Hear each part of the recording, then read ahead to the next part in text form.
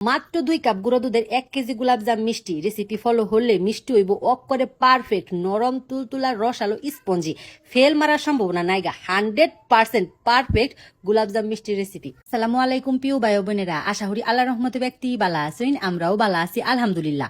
আজকে আপনাগুলোকে মাত্র 2 কাপ গুঁড়া দুধের গোলাপজাম মিষ্টি রেসিপি শেয়ার করাম। এই দেখছুন এটা 4 কাপ কিন্তু ব্যক্তির ঘরে কম বেশ থাই হই। এই কাপ ধারা মাইপা অকরে 2 কাপ গুঁড়া দুধ লইছি। ওখানে এর মধ্যে দেয়া দাম ছিল 2 চিমটি বেকিং পাউডার।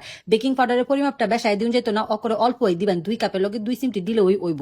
2 চামচ ঘি দেহাইরা হুক না উপকরণ দিয়ে অকরে বালা হইরা মিশাইলাম। গুঁড়া দুধ দেহাইরা যে কোনো মিষ্টির রেসিপি অনেক সহজেই বানায় লাউন যায়। এই গোলাপজাম রেসিপি তার মধ্যে অন্যতম, অনেক সহজ। একবার বানানি হিক্কা গেলে বাই তুই মিষ্টি বানায় খাইবেন ইনশাল্লাহ। যাওগা ওখানে 2টা ডিম কাপের মধ্যে বাইঙ্গা চামচ দেহারা ভালো হারা গুইডা লইয়াম। ডিম আর গুঁড়া দুধের পরিমাপটা যদি ঠিক থাকে মিষ্টি অকরে 100% পারফেক্ট হবো। শিয়ার মধ্যে বিজাইলে সুপ শীতও না, অকরে সুন্দর বা ফুইলা যাবো গা। নরম তুলতুলা ভিতরটা সুন্দর বা রসটা ঢুকবো। গুঁড়া দুধ আর ডিমটা অকরে বালা হইরা মাহাইলাম। মাহানির সময় মনে হইব গুঁড়া দুধটা অনেকটা লেতলেতা হয়ে গেছে গা। এটা দেহাইরা মিষ্টি বানান যাইতো না, কিন্তু এটারে আধা ঘন্টা যাবত রেস্টে দেহাইরা থুয়ে দিলে কাইডা মিষ্টি বানানির লাগে অকরে পারফেক্ট হয়ে যাবো। চুলার মধ্যে একটা ডেক বয় হারা 1 গ্লাস চিনির লগে 1 গ্লাস পানি অকরে বালা হইরা জাল হইরা উতলানি আনায় নামায় থুয়ে দিছি।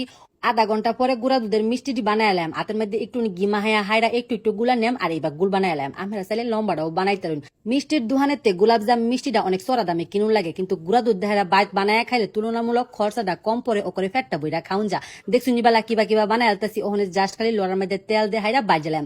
বাজারও কয়েকটা ট্রিক্স আছে। চুলার মধ্যে লড়া বয়া হাইরা একটু তাইয়া গেলে তেলটা দেয়া দিছি। তেলটা যখন আঙ্গুলের মধ্যে সৌন যাইবো তখনই আমি মিষ্টিটি দিয়ে দেন। প্রথমে মিষ্টির শেপটা একটু বড় দিছিলাম, এরপরে হাতের মাথা লয়ে হাইরা একটু ছোট দেয়ালছি। মিষ্টি দেওয়ার পরে কিন্তু বুদবুদানি আইছে, উপরে কিন্তু এল হাই বাইশা পড়বো। খুরসুন দেহারা খুসানির কোনো দরকার নেগা। ইদু আছে মিষ্টিটি বাঁচতে থাকবেন, দেখবেন যে মিষ্টিটি এল হাই উপরে উইটা আইতাছে। হ্যাঁ বালা খুরসুন দেহারা অকরে উল্টায় ফলটায় লালচা হইরা বাইজা লেবেন। খেয়াল রাখবেন চুলার আঁশটা জানি অকরে মৃদু থাকে। তেলের মধ্যে মিষ্টি দেওয়ার পরে মিষ্টি সম্পূর্ণ ভাজা পর্যন্ত চুলার আঁশটা অকরে মৃদু ওই রাখবেন। যদি চুলার আঁশটা বাড়ানি থাকে কিন্তু মিষ্টির উপরে দেহারা আগে ওই কালার আয় যাবো গা, আর শিরার মধ্যে দিলে চুপসা যাবো গা। বাস এই ট্রিক্সটা ফলো হলে মিষ্টি হইব অকরে পারফেক্ট লালচা কালার আয় পড়ছে। ওখানে জাস্ট তুই খালি চিনি শিরার মধ্যে ভিজায় রাখলে ওই যাবো গা গোলাপ জামুন মিষ্টি।